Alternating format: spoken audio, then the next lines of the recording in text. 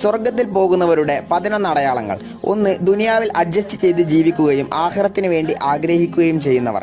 2. ഇബാദത്തുകൾ ചെയ്യാൻ താല്പര്യമുള്ളവർ, അതിൽ ഖുർആൻ പാരായണം ചെയ്യാൻ കൂടുതൽ ഇഷ്ടമുള്ളവർ. 3. ആവശ്യമില്ലാത്ത കാര്യത്തിൽ സംസാരിക്കാത്തവർ. 4. 5 വക്ത് നിസ്കാരം കൃത്യനിഷ്ഠതയോടെ നിർവഹിക്കുന്നവർ. 5. ചെറിയ തെറ്റുകളിൽ നിന്നും വലിയ തെറ്റുകളിൽ നിന്നും ഒരുപോലെ മാറി നിൽക്കുന്നവർ. മ്യൂസിക് കേൾക്കുക, ഔറത്ത് മറയ്ക്കാതെ നടക്കുക, മോശമായി സംസാരിക്കുക തുടങ്ങിയ തെറ്റുകളെ നിസ്സാരമായി കാണാതിരിക്കുക. 6. സ്വാലിഹീങ്ങളുടെ കൂടെ കാണുന്നവർ, അവന്റെ കൂട്ടുകാരെല്ലാം സ്വാലിഹീങ്ങളായിരിക്കും. 7. വിനയമുള്ളവർ. 8. എല്ലാം കൊടുക്കാനുള്ള മനസ്സുള്ളവർ.